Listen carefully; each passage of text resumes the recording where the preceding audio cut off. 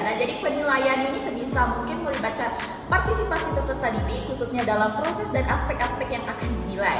Yang pertama ada daftar cek atau checklist, yang kedua ada narasi, yang ketiga ada skala penilaian, yang keempat ada memori atau ingatan atau memory approach. Nah, yang kedua ada penilaian diri atau self assessment, yang dimana penilaian ini dibagi menjadi tiga. Yang pertama ada penilaian ranah sikap, yang kedua ada penilaian ranah keterampilan, dan yang ketiga ada penilaian ranah pengetahuan.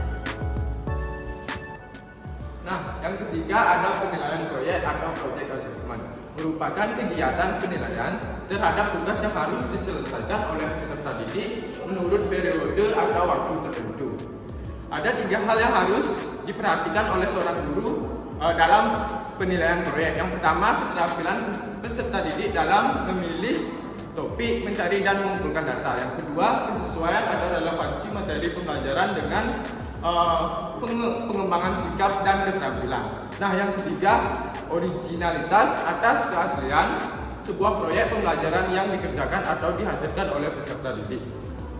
Nah, yang keempat ada yang terakhir, penilaian portofolio. Penilaian portofolio merupakan penilaian atas ukuran SPK yang menunjukkan kemajuan dan dihargai sebagai hasil kerja dari dunia nyata.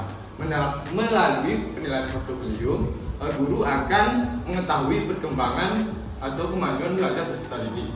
Penilaian portofolio dilakukan dengan menggunakan langkah-langkah. Yang pertama, guru menjelaskan secara ringkas esensi penilaian portofolio. Yang kedua, guru bersama peserta didik menentukan jenis portofolio yang akan dibuat.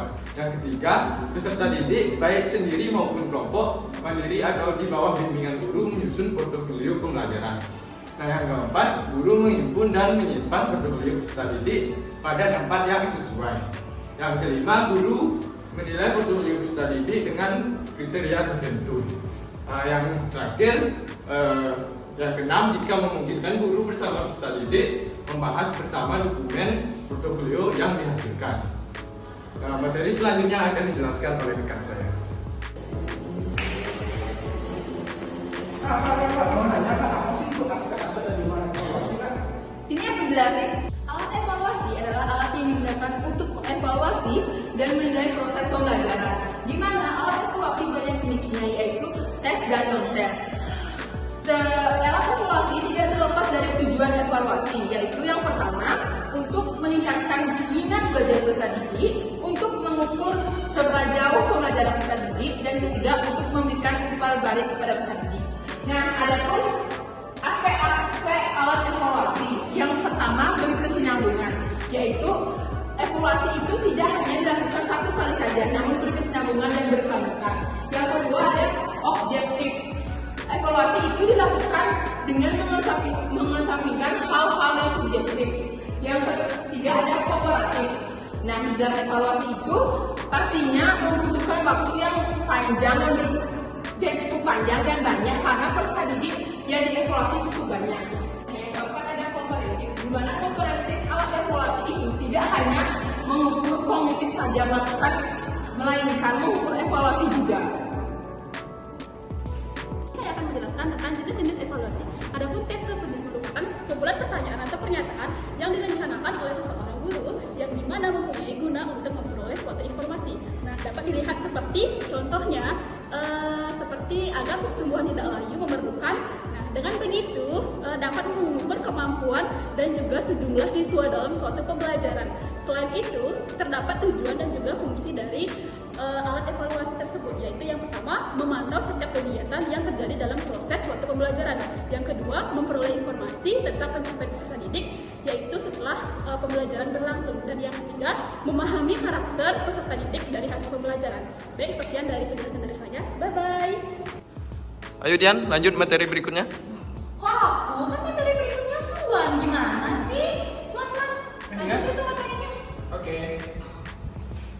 Baik, materi selanjutnya adalah bimbingan belajar bahasa Indonesia di sekolah dasar. Nah, apa sih itu bimbingan? Nah, jadi bimbingan itu adalah suatu kegiatan atau proses untuk membantu siswa untuk mengatasi kesulitan dalam proses pembelajaran. Jadi dapat kita ketahui bahwa bimbingan belajar merupakan suatu bimbingan yang dilakukan oleh suatu lembaga maupun bimbel online maupun tes online yang dilakukan untuk mengatasi kesulitan dalam siswa untuk mengatasi kesulitan dalam proses bahasa, baik bahasa tulis maupun bahasa lisan.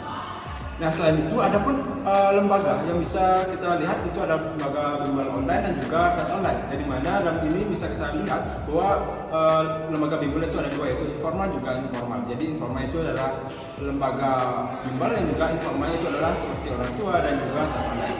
Nah tadi kita sudah membahas tentang apa sih itu bimbingan online atau bimbel. Nah jadi materi selanjutnya itu adalah jenis-jenis bimbel. Nah jadi jenis bimbel itu ada dua, yaitu ada jenis bimbel informal dan juga formal. Di mana formal itu adalah yang bimbel yang dilakukan oleh suatu lembaga, sepertinya itu lembaga bimbel, seperti kita tahu ada ruang guru dan masih banyak lainnya. Sedangkan yang informal itu yang bisa kita lakukan di luar pembelajaran, seperti orang tua, yaitu di mana orang tua membantu anaknya untuk mengatasi kesulitan dalam penguasaan bahasa pada anak. Nah, segitulah pemateri yang saya sampaikan. Materi selanjutnya itu akan dibawakan oleh rekan saya. See you. Nah, yang selanjutnya ada tips dari memilih bimbingan belajar. Yaitu yang pertama ada pertimbangan kesulitan yang dihadapi anak dalam belajar bahasa Indonesia. Dan yang kedua ada memilih metode belajar yang sesuai dengan gaya belajar dari peserta didik. Dan yang ketiga ada pastikan guru atau pengajar memiliki kualifikasi dan pengalaman yang baik dalam mengajar bahasa Indonesia. Dan yang terakhir ada bandingkan biaya bimbingan belajar dari berbagai tempat sebelum memutuskan untuk bimbingan belajar. Nah, yang selanjutnya ada selain mengikuti bimbingan belajar, ada beberapa hal yang bisa dilakukan untuk meningkatkan kemampuan belajar bahasa Indonesia sekolah dasar, yaitu yang pertama dengan membaca buku cerita atau komik. Dan yang kedua ada menonton film atau acara TV. Yang ketiga ada melakukan permainan yang mengasah kemampuan berbahasa pada anak. Dan yang terakhir ada pengaruh bimbingan belajar terhadap hasil belajar siswa. Nah, hasil belajar adalah pencapaian siswa baik dalam bentuk perubahan perilaku yang cenderung menetap dari kognitif, afektif, dan psikomotorik, khususnya dalam pembelajaran bahasa Indonesia di sekolah dasar.